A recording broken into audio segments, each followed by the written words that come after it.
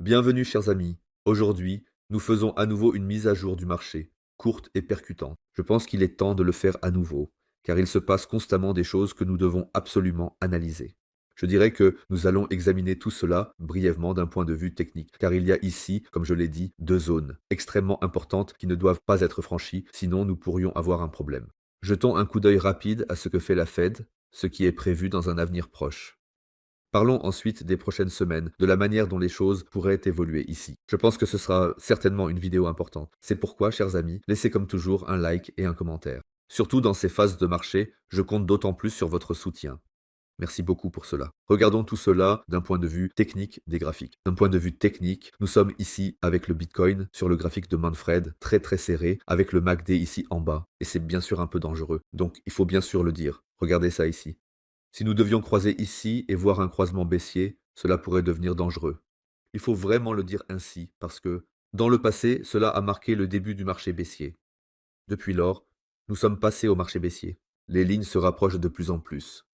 C'est bien sûr aussi arrivé dans le passé. Ainsi s'est passé sans aucun doute. Mais plus elles se rapprochent, plus cela devient dangereux. C'est pourquoi il est maintenant assez important que nous ne descendions pas encore plus bas avec le Bitcoin. Je suis d'avis que, ainsi c'est 75 000 dollars, ici nous ne devrions plus descendre en dessous pour l'instant.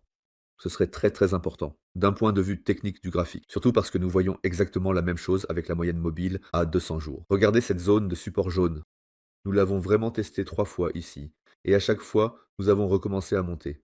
Et ici, le prix se situe également dans cette zone de 77 000 dollars. Si nous devions percer durablement à cet endroit, cela pourrait également annoncer le marché baissier. Je veux dire, dans le passé, nous l'avons d'abord testé. Mais si nous devions percer durablement à cet endroit, alors dans le passé, nous avions annoncé le marché baissier. Ce serait dur si nous devions tomber en dessous, ici. Durablement en dessous de ces 77 000 dollars, nous viserions la moyenne mobile à 50 jours qui se situe à 46 000 dollars. Et je pense que personne n'a envie de voir ces objectifs de cours ici. C'est pourquoi cela reste actuellement très passionnant. Ce qui me rend cependant optimiste, c'est simplement ce fait que nous sommes maintenant depuis plus de 8 semaines à plus de 50% d'opinion baissière sur le S&P 500. La masse est vraiment anxieuse, la masse a peur, la masse est d'humeur baissière. Cela fait plus de 8 semaines. C'est un nouveau record. Cela n'a jamais été le cas. Aussi longtemps lors d'une crise financière précédente. Très positif.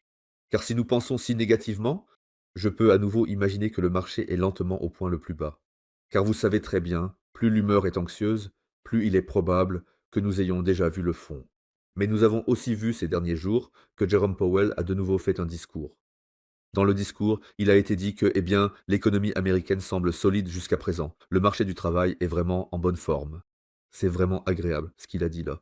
Il a également mentionné que nous verrions probablement une inflation encore plus forte en raison des droits de douane élevés. Et cela serait vraiment dangereux, car cela nous enverrait probablement en récession. Et surtout, cela mettrait fin à cette politique monétaire accommodante. Concernant la dette publique, il a aussi dit qu'elle n'est pas insoutenable, ce qui n'a en fait aucun sens. Ils doivent refinancer plus de 9 billions de dollars cette année, ce qui est le plus grand refinancement jamais réalisé. C'est pourquoi je ne comprends pas du tout cette déclaration de Jérôme Powell. Évidemment, Trump n'a pas célébré cela. Il y a certainement une certaine tension entre ces deux-là en ce moment. Et je dois dire honnêtement, je pense que c'est simplement leur plan et que cela doit se dérouler ainsi. Cela doit continuer à créer de l'incertitude, de la peur sur les marchés. Parce que ce que nous voyons maintenant, nous l'avons déjà vu en 2018. En 2018, Trump était président pour la première fois. Regardez, juste ce titre. Chute des marchés boursiers américains. Trump attaque à nouveau la Fed. Ce qui se passe maintenant, nous l'avons déjà vécu. Ce n'est rien de nouveau, vous devriez en être conscient. Trump fait actuellement exactement la même chose qu'à l'époque. Seulement, actuellement, les gens tombent dans la peur et l'impuissance, bien que ce soit exactement le même jeu, comme toujours. Ils veulent créer de l'incertitude. Je pense que pour les tarifs douaniers, c'est devenu clair maintenant. Regardez cela. Les tarifs ont été complètement levés, sauf pour ceux concernant la Chine. La Fed a elle-même dit qu'elle était absolument prête à soutenir les marchés si nécessaire. Et il a également dit ici que la Chine devrait enfin s'asseoir à la table des négociations. Je suis également sûr qu'ils trouveront un accord avec la Chine. Je veux dire, regardez ça. 80% de tous les articles Gucci viennent de Chine. Prada, 60%. Louis V, tout aussi. Hermès, pareil. Et ainsi de suite. Vous voyez, toutes ces marques produisent en Chine. Jamais de la vie, ils ne produiront maintenant en Amérique. Alors les choses coûteraient 3 fois plus cher. Cela n'arrivera tout simplement pas. J'en suis assez sûr. En termes de main-d'œuvre qualifiée et autres, ce sera d'abord très très difficile. Et deuxièmement, beaucoup beaucoup plus cher. C'est pourquoi ils trouveront un accord d'une manière ou d'une autre. Ce qui est intéressant ici, c'est que certains bons analystes pensent également que c'était déjà le point le plus bas. Parce que nous avons d'abord vu le pire, je veux dire, techniquement parlant, cela aurait du sens, je veux dire, à chaque fois. Quand nous avons testé ici, nous avons d'abord eu une belle tendance à la hausse. Et ici, cela pourrait à nouveau être le cas. Beaucoup s'attendent à ce que nous ayons maintenant vu notre point le plus bas. Que nous allons probablement, pendant ces mois d'été, d'abord un peu, évoluer latéralement, mais avoir plutôt des cours en hausse, et que cela deviendra vraiment intéressant à la fin de l'année. Car que doit-on dire? Le risque de récession, il était ici le plus fort avec les tarifs douaniers, à 66%. Mais c'était aussi le moment où nous étions à un niveau aussi bas que jamais auparavant. C'est précisément ici, lorsque les gens avaient cette peur maximale de récession, que nous avons établi notre plancher avec le Bitcoin. Et maintenant, il faut juste se demander, cette peur de la récession peut-elle encore augmenter ou non? Bien sûr qu'elle le peut. Beaucoup s'attendent maintenant à ce que l'inflation aux États-Unis continue d'augmenter. Mais honnêtement, vous savez très bien que les tarifs douaniers n'entreront pas en vigueur comme cela a été discuté ici. Qu'est-ce qui pourrait devenir tellement plus cher que l'inflation augmente complètement?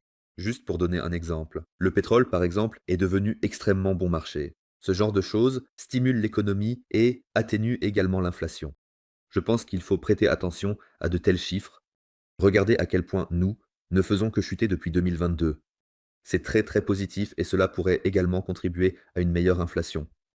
Je pense que nous avons de bonnes raisons d'être ici. En ce qui concerne la récession, nous avons déjà considérablement chuté. Et je pense que les États-Unis vont simplement frôler la récession. Je pense que c'est en fait l'objectif, c'est pourquoi ils provoquent actuellement cette grande incertitude. Je vous ai déjà dit il y a quelques jours que la Fed commence lentement à injecter de l'argent neuf sur les marchés. Ici on le voit encore assez bien. Entre-temps, l'offre monétaire M2 augmente également aux États-Unis. Très, très important. L'offre M2 de la Chine, l'offre M2 de l'euro ou l'offre M2 du Japon, les gens ne s'y intéressent pas vraiment.